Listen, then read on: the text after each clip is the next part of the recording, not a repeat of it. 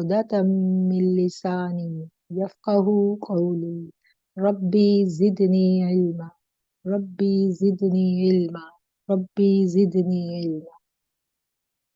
पिछली मर्तबा इसी क्लास में किसी ने क्वेश्चन किया था, वस्साबिकून अस्साबिकून, जिसके बारे में हमने अपने कुरान क्लास में पढ़ा था।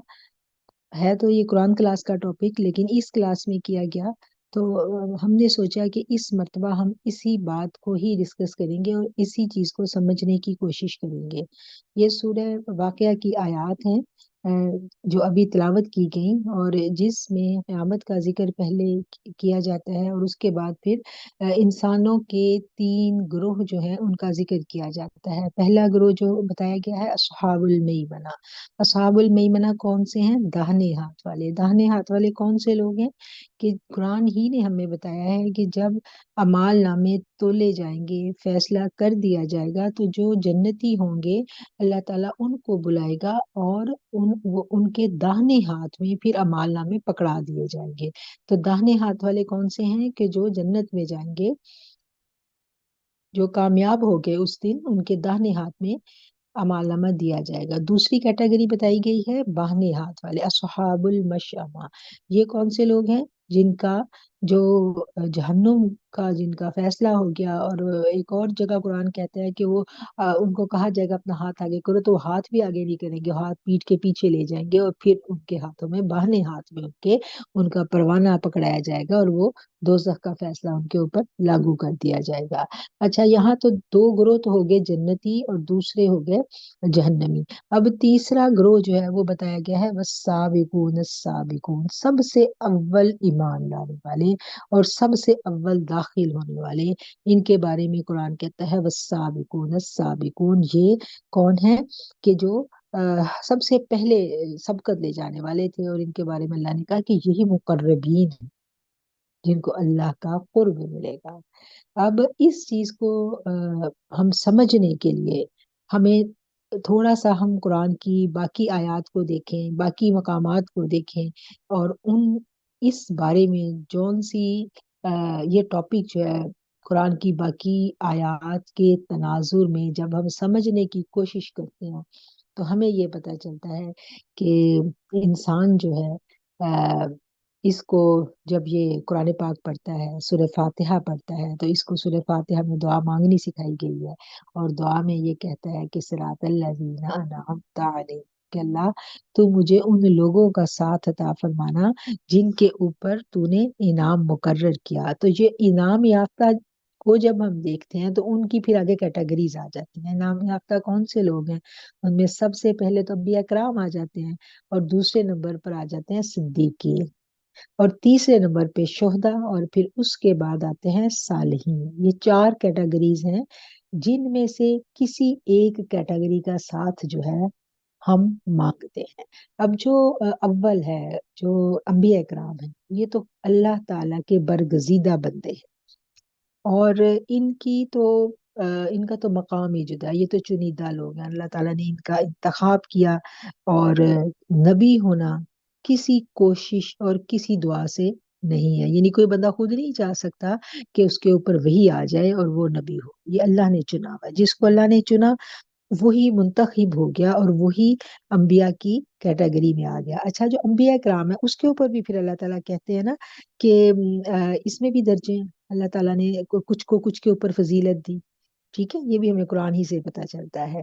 और फिर अंबिया कराम के बारे में हमें पता चलता है कि जब अल्लाह ताला इन लोगों, इन अरवाह को मुंतखब कर लेता है, अंबिया कराम को मुंतखब कर लिया जाता है, तो इन लोगों को अल्लाह ताला जो है वो मासूम बिल खता होते हैं। ये इनसे कोई खता सरजद नहीं हो सकती और इनके दर्जे तक कोई नहीं पहुंच सकता।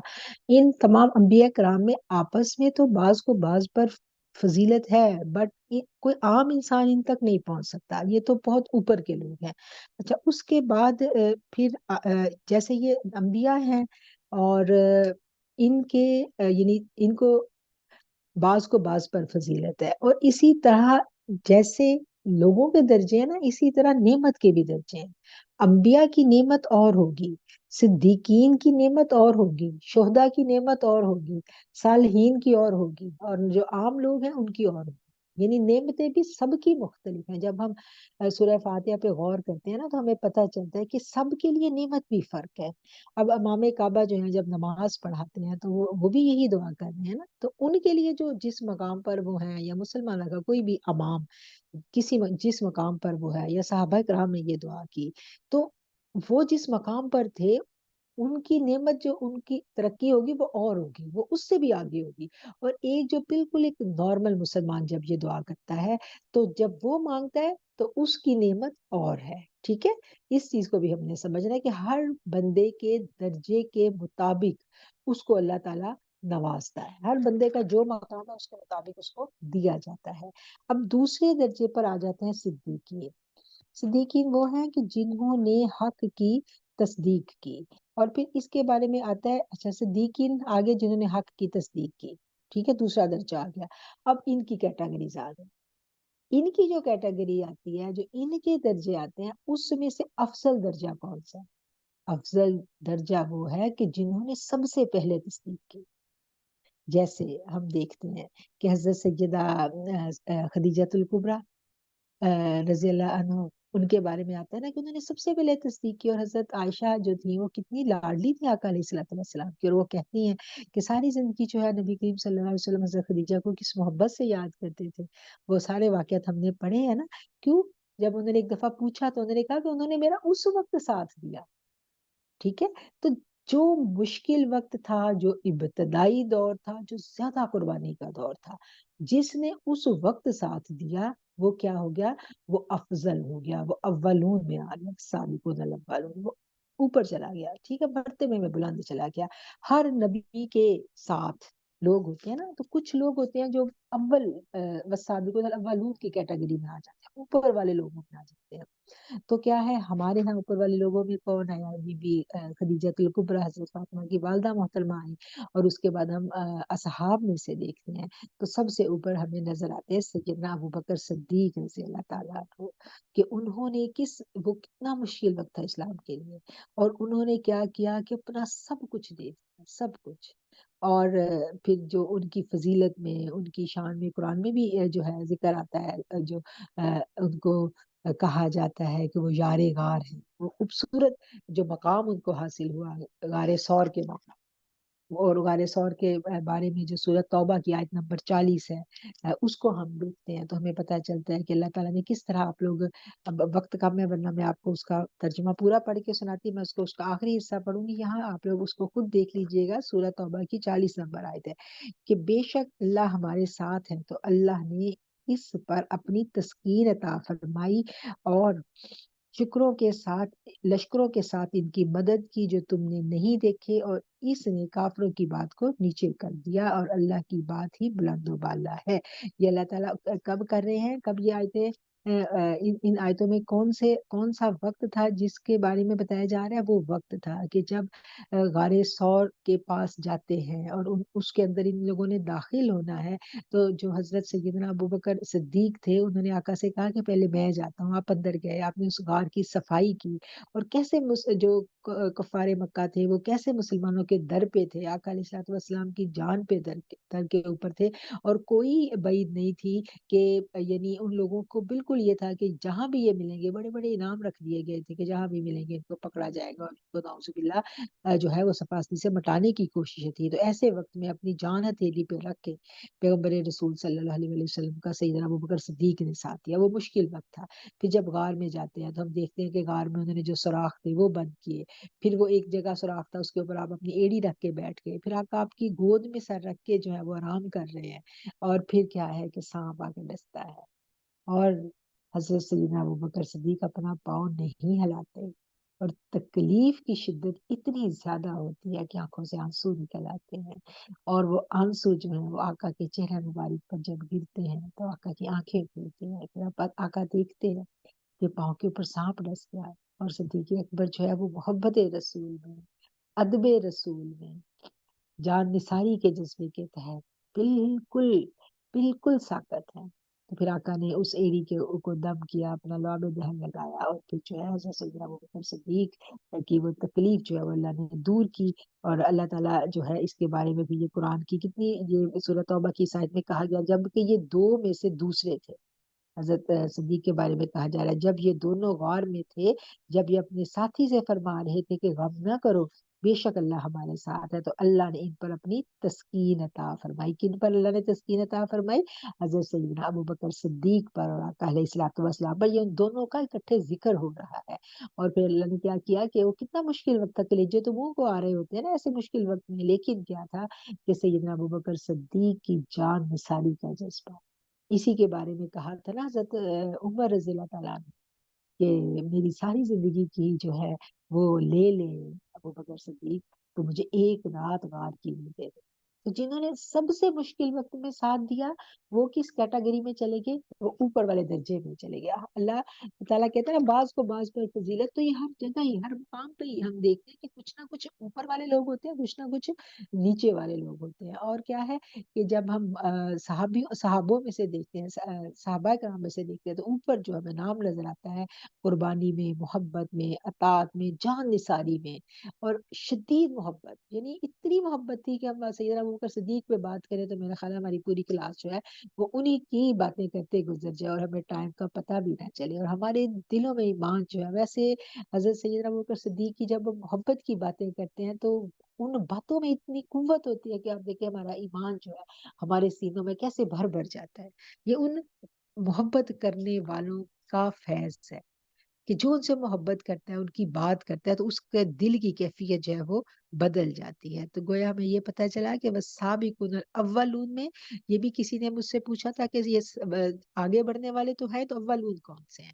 تو اولون کی بھی اب آپ لوگوں کو سمجھ آ گئی ہوگی کہ اولون وہ ہیں کہ جو آگے بڑھنے والوں میں مزید آگے بڑھنے والے تھے، یعنی جن نے انتہائی مشکل وقت میں اور ابتدائی مشکلات میں، ایک تو یہ ہے نا کہ بالکل ابتدا تھی، اس وقت جو ساتھ دینا وہ زیادہ مشکل ہوتا ہے۔ پھر اس کے بعد جب سورج کی روشنی پھیل جاتی ہے نا، تو پھر تو سب دیکھ لیتے ہیں، پھر تو بہت سارے لوگ عروج دیکھ کے آ جاتے ہیں نا۔ تو اصل مشکل وہ ہوتی ہے کہ جب کوئی حق کی آواز بلند کرے اور اس وقت حق کو پہچان لیا جائے۔ آپ دیکھیں آج بھی یہ ہوتا ہے، کوئی حق کی آواز بلند کرتا ہے اور ہمیں سمجھ بھی آ رہی ہوتی ہے یہ آواز ٹھیک بلند ہوئی ہے، تو کیا ہے کہ ہم کہتے ہیں کہ ہم چپ کر کے بیٹھے رہتے ہیں کہ بس اس کا ہم کہاں ساتھ دیں، اس کو کون جانتا ہے، یہ کیا ہے، یہ مشکلیں آئیں گی، ٹھیک ہے۔ پھر جب وہی ہمیں نظر آتا ہے کہ وہی جو ہے اسی کی جو دعوت ہے یا اسی کی حق کی بات پھیل رہی ہے، بہت سارے لوگ شامل ہوں گے، تو پھر ہم بھی جو ہے آہستہ سے سر جھکا کے ساتھ ہو لیتے ہیں۔ تو لیکن جس نے اول ساتھ دیا اس کا تو وہ درجہ نہیں ہو سکتا نا کہ جو پھیلانے کے بعد ہوا۔ تو اس لیے سیدنا ابوبکر صدیق کا جو درجہ ہے، جو سابقون الاولون کا درجہ ہے، اس پہ پھر بعد والے نہیں پہنچ سکتے۔ پھر آپ کی یہ بہت بڑی فضیلت ہے کہ آقا علیہ الصلوۃ والسلام نے اپنی حیات مبارکہ میں آپ کو اپنے مسلح جو تھا اس پر ان کو کھڑے کیا تھا۔ اچھا اب تیسرا درجہ آ جاتا ہے جی شہداء کا درجہ آ جاتا ہے۔ شہداء کا درجہ یہ ہے کہ اللہ تعالیٰ نے قرآن میں کہہ دیا کہ ہم نے مومنوں کی جان کو جنت کے بدلے خرید لیا۔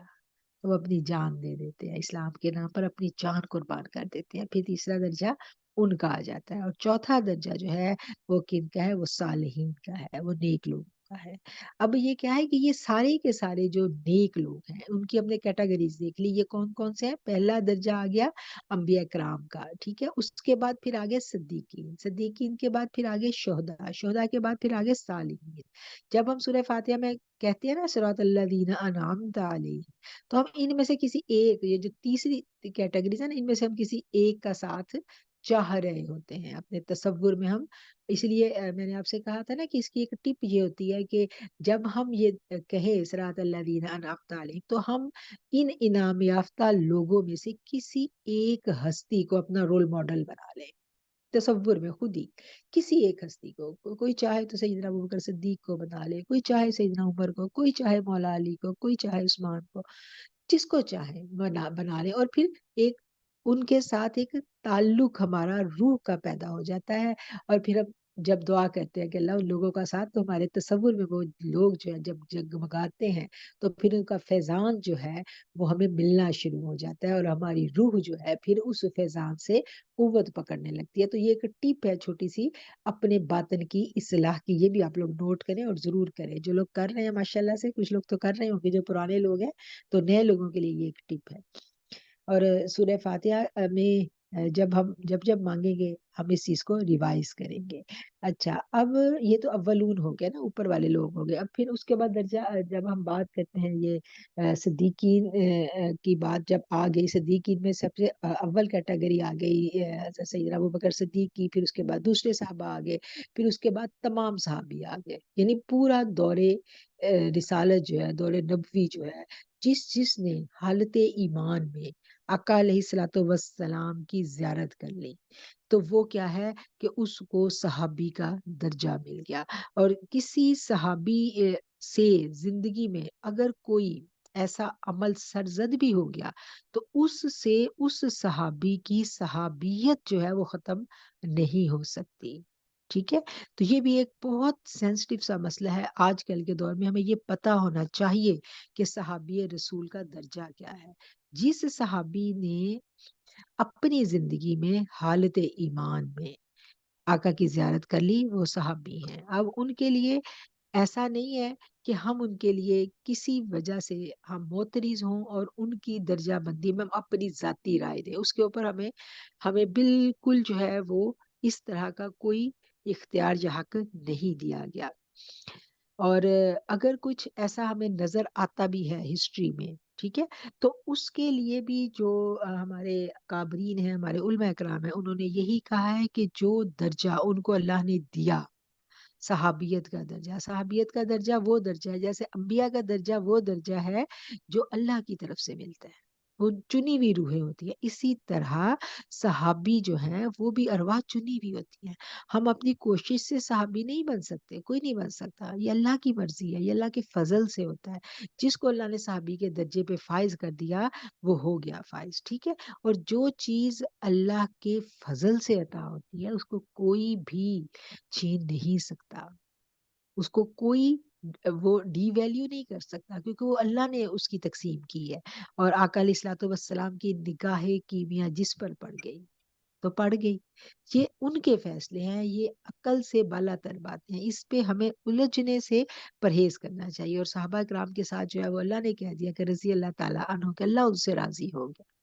تو ہمیں اس معاملے میں اپنے ایمان کی فکر کرنی چاہیے اور بہت محتاط رویہ اپنانا چاہیے، اور محترض ہونے سے ہمیں گریز کرنا چاہیے، کیونکہ یہ بات میں اس لیے ضمن عرض کر رہی ہوں کہ آج کل ہم علم کے فتنے کا دور ہے، اور سم ٹائم ہم اپنی علمیت ثابت کرنے کے لیے کچھ ایسی ہم سے جانے انجانے میں کوتاہی نہ ہو جائے کہ ہم ادب کی حدود کو کراس کر جائیں۔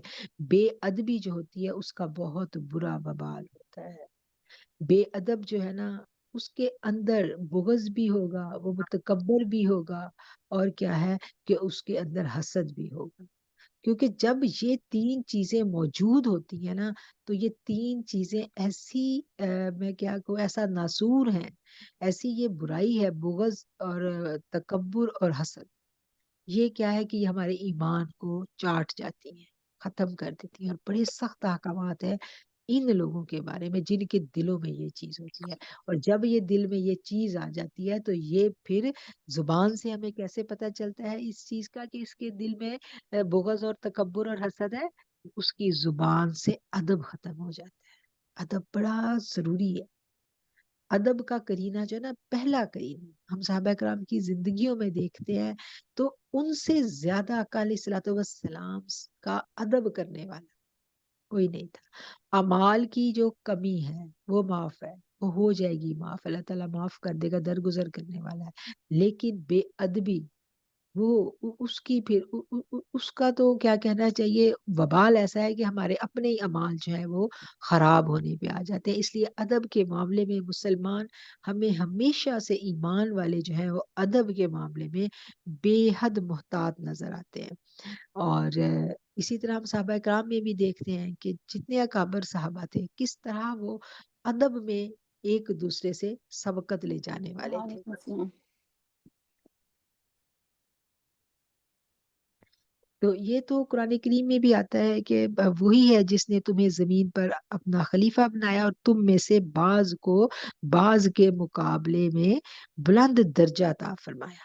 ٹھیک ہے. تو کسی کا درجہ اللہ نے بلند کیا، کسی کا اللہ نے اس لیول کا نہیں کیا. یہ درجے ہیں، یہ لیول ہے. ایک کا درجہ بلند ہے تو اس کا یہ مطلب قطعاً نہیں ہے کہ دوسرے کا، نعوذ باللہ، وہ ہم ایک کو صحیح ثابت کرنے کے لیے دوسرے کو غلط ثابت کرنا یہ ہماری عادت بن چکی ہے. تو یہ بات نہیں ہے. کیوں اللہ نے درجے بنائے ہیں، کسی کا بہت اوپر کا، کسی کا تھوڑا کم اوپر کا. تو یہ اللہ کی تقسیم ہے، اس کے اوپر معترض ہونا، اعتراض کرنا کیا ہے، یہ مومن کا شیوا نہیں ہے. تو یہ تو وہ والی باتیں ہیں جو سابقون السابقون کے بارے میں جو وضاحت آپ لوگوں نے مانگی تھی. میرا خیال ہے کہ اب آپ لوگوں کو یہ باتیں واضح ہو گئی ہوں گی. اگر اس ضمن میں کچھ اور آپ وضاحت چاہتے ہیں تو مجھے ابھی بتائیں، ورنہ پھر ہم آگے چلیں. کسی کے ذہن میں آ رہی ہے کوئی بات؟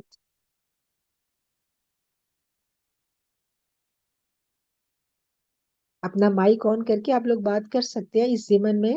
یہ جو بات ابھی ہم نے ٹاپک جو کور کیا ہے اس کے بارے میں اگر کوئی سسٹر بات کرنا چاہے تو بات کر سکتی ہے مائک آن کر کے، ورنہ پھر ہم آگے چلیں. جی کسیا بچی، مجھے یہ پوچھنا تھا کہ جیسے آپ نے بتایا السابقون والسابقون کا، آپ نے حضرت عمر فاروق رضی اللہ عنہ، حضرت ابو بکر صدیق رضی اللہ عنہ، جس طریقے سے آپ نے وہ سلسلے وار بتایا. میرا یہ کوشچن تھا کہ باقی کے جو تھے، ٹھیک ہے، ان کے بھی تو اس میں درجات بہت بلند ہیں. جس طریقے سے آپ کہتے ہیں آپ ایک رول ماڈل بنا لیں، تو میرا پتہ نہیں کہ شروع سے نا، حالانکہ یہ سب بہت عظیم ہستیاں ہیں، میں ان کو بھی ایسے ہی سوچتی ہوں، تو دماغ کے اندر اگر مطلب آتی ہے چیز، میرے آتی ہے، اگر میں بار بار سوچتی ہوں، تو ایک جو خدمت گزار تھے حضرت بلال حبشی رضی اللہ عنہ، اور ایک جو تھے جنید بغدادی، جنہوں نے دیکھا بھی نہیں تھا. تو میرے دماغ میں نا ان کا ایسے بار بار آتا ہے بہت پہلے سے ہی. تو وہ اس کیٹیگری میں وہ کس طریقے سے ان کو ہم فٹ کریں گے؟ جی جی آپ کر سکتے ہیں. دیکھیں، کسی بھی جو بھی رول ماڈل بڑی ہستی ہے، کوئی بھی صحابی، حضرت سعد بن ابی وقاص کو لے لیں، حضرت سیدنا بلال کو لے لیں. مجھے تو خود حضرت بلال سے کوئی پتہ نہیں کہ کس طرح کی محبت ہے، کہ میں نے اپنے بیٹے کا نام بھی بلال رکھا ہے. تو مطلب جس سے بھی آپ سوچیں، جس سے بھی آپ کا دل میں الفت آ جائے، جس کے لیے بھی آپ اسی کو بنا سکتی ہیں. یہ کوئی وہ ضروری نہیں ہے کہ آپ کسی ایک کو بنائیں. جس پہ بھی آپ کا دل آ جائے. جو آپ نے بات کی حضرت اویس کرنے کی، تو وہ بن دیکھی کی جو ان کی جو محبت تھی، تو آپ ان کو بنا سکتی. جس کو بھی، یہ تو ساری فیض کے دریا ہے، جس کو بھی آپ بنا لیں. ایسا ایسا کچھ بھی اس میں، وہی بات یہاں میں نے واضح کرنے کی کوشش کی ہے کہ ایک اللہ نے کہہ دیا کہ بعض کو بعض پر فضیلت، تو اللہ کے کام ہے. ہمارے لیے سارے قابل احترام. وہ جو اللہ کی کیٹیگریز ہیں وہ اللہ جانے. ہمارے لیے تو جس کے اوپر آقا کی نگاہ پڑ گئی، یا جس نے حضور سے محبت کر لی، ہمارے لیے تو وہی قابل احترام ہے. بہت شکریہ. جی، اور کوئی بات کریں؟ جی جی نوری باجی، میرا یہ سوال ہے کہ یہ شہدا کس لسٹ پہ آئیں گے؟ یہ تیسرا درجہ جو ہے، جو ہم دیکھتے ہیں نا، پہلے صدیقین ہے، سب سے پہلے جو ہے انبیاء کرام ہے، پھر صدیقین ہے، پھر شہدا ہے. صحیح، ٹھیک ٹھیک، جزاک اللہ. کسیا باجی، جی جی میں نے پوچھنا تھا کہ یہ السابقون والسابقون، تو آپ نے صوفیاء کرام کو کہا نا ہاں کہ ہاں ہاں ان کے ہاں بارے ٹھیک میں ہے یہ ہے ٹھیک ہے کہا ٹھیک ہے جاتا ہے، ٹھیک ہے. ہاں اور بالکل السابقون ہاں ڈسکرائب ہاں کیا، اور ہاں. السابقون والسابقون کرام ہے، اس کے بارے میں تھوڑا بتا دیجیے. جی جی جی جی بھی آپ نے بالکل ٹھیک بات کی. یہ بات مجھے واقعی واضح کرنی یہاں رہ گئی. Thank you. یہ دیکھیں، یہ جو انہوں نے بات کی ہے نا، یہ بھی پچھلی دفعہ، یہ سوال پچھلی دفعہ بھی تھا، اور یہ اچھا کیا انہوں نے ریوائز کر دیا. دو باتیں تھی. ایک تو بس سابقون اولون کی بات آئی تھی کہ سابقون اولون کون سے ہیں. تو اولون کا میں نے آپ کو بتا دیا کہ صحابہ کرام، اور صحابہ کرام میں سے پھر اولون کون سے آگے، جو صدیق اکبر، جو یعنی جتنا اوپر سے اوپر قربت سے قربت آتی گئی، وہ اول سے اول ہوتے گئے. جیسے ازدواج میں ہم دیکھتے ہیں تو جتنا جس نے مشکل دور میں ساتھ دیا سارا. تو پھر اسی طرح یہ نیچے جب دور آتا ہے, اب 1400 برس گزر گئے ہیں نا, تو ان کی پیروی پر جو لوگ ہیں, ٹھیک ہو گیا, جو ان کی پیروی پر جو کوشش کرتے ہیں چلنے کی, ہم کہتے ہیں نا اہل باطن جن کو ہم کہتے ہیں, وہی تو پڑھ رہے ہیں نا ساتھ کے ساتھ کہ وہ سب آقا علیہ الصلوۃ والسلام کے ظاہری دنیا سے پردہ فرما جانے کے بعد پھر دور آتے ہیں نا, مختلف ادوار آئے ہیں, ٹھیک ہے نا. تو ہر دور میں اللہ کے نیک بندے تو موجود ہے نا, جو چین تو چلی ہوئی ہے نا, ایک سے دوسری, دوسری سے تیسری. تو پھر جو یہ چین چلی ہوئی ہے اس میں پھر آگے کیٹاگریز جب آتی ہیں, آج تک ہم پہنچتے ہیں نا, آج کے دور تک. تو آج کے دور میں پھر ہمیں دین کے طالب دو طرح کے لوگ نظر آتے ہیں, ایک اہل ظاہر علماء کرام, اور ایک جو ہے اہل باطن جن کو ہم اہل سلوک بھی کہتے ہیں. یہ پھر دو کیٹیگریز آ جاتی ہیں نا. تو جو آگے ہی بڑھنے والے ہیں محبت میں, پھر یہ جو آگے ہی بڑھنے والے ہیں, یہ پھر وہ انہی کے قدم پہ ہیں. دیکھیں صحابہ کرام میں بھی تو تھے نا لوگ, وہ لوگ تھے کہ جو, وہ ایک صحابی آتے ہیں نا, وہ کہتے ہیں کہ جنت میں جانے کا پوچھتے ہیں اللہ نبی کریم صلی اللہ علیہ وسلم سے, حدیث کا مفہوم بیان کریں, اللہ کریم الفاظ کی کمی پیشی معاف کرے. تو آپ نے کیا کہا تھا کہ 5 وقت کی نماز اور جو ضروری باتیں جو ایمان کی ہیں وہ ان کو بتا دی تھی. تو انہوں نے کہا تھا کہ بس اب میں اس سے زیادہ اور کچھ نہیں کروں گا. تو یہ حق تو یہی ہے نا ہمارے اوپر, فرض تو یہی ہے, ایک تو فرض ادا کرنے والے ہیں, تو فرض تو ادا کر دیا, لیکن جو اس میں پھر فرض ادا کرنے میں سبقت لے جانے والے, جیسے اب دیکھتے ہیں نا غزوہ کے دور پہ کیا آیا تھا, آپ نے جب کہا تھا کہ لوگ لے کے آئے جنگ کے لیے, مال لے کے آئے, تو کسی نے کچھ دیا, کسی نے کچھ دیا, کسی نے آدھے گھر کا سامان دیا, تو کسی نے سارا کچھ دے دیا, لباس بھی نہیں بچا تھا تن پہ. تو آپ نے کیا کیا تھا, بوری کے کپڑے پہنے تھے, اور جو درخت کے کانٹے ہوتے ہیں نا, ان سے ان کو سیا تھا, یعنی وہ ان سے جوڑا تھا بوری کو, تو اس سے اپنا تن ڈھانپ کے وہ آئے تھے. تو کیسے پھر اس وقت جو ہے فرشتہ آیا تھا, اور کیسے وہی آئی تھی, اور وہ وہی سن کے آپ کس طرح جھومے تھے سیدنا ابوبکر صدیق. تو وہ بس وہ سبقت ہی لے جانے والے ہوتے ہیں, وہ آگے ہی بڑھنے والے ہوتے ہیں. بالکل اسی طرح آج بھی ایسے لوگ تو موجود ہیں نا, ہر دور میں ہوتے ہیں, جو فرائض کو ادا کرنے کے بعد پھر آگے بڑھنا چاہتے ہیں. اور آگے اب دیکھیں, 5 نمازیں پڑھ لی, قرآن پڑھ لیا, ترجمے سے بھی پڑھ لیا, تفسیر بھی پڑھ لی, اب 5 نمازیں پوری ہیں, سب کچھ پورا ہے, تو جنت کا ٹکٹ تو ہم نے اپنے تئیں پورا کر لیا نا. لیکن ان کو چین نہیں آتا, وہ اہل محبت ہے, وہ اہل سلوک ہے, یہ ان کے قدم پر ہے. سمجھ آ گئی بات؟ جی رابعہ بٹ, آپ کو بات کلیئر ہوئی؟ جی جی تھینک یو سو مچ, آ گئی سمجھ. ہاں چلے, میرا خیال ہے کہ اب یہ والا ٹاپک تو ہم آج اتنا ہی رہنے دیتے ہیں. نیکسٹ جو ہے وہ ہم پھر اگلا ٹاپک کریں گے. تو اسی ٹاپک پر کوئی اور سسٹر کوئی بات کرنا چاہے تو دعا کے بعد آپ لوگ بات کر سکتے ہیں. دعا کے لیے کسی نے کہا؟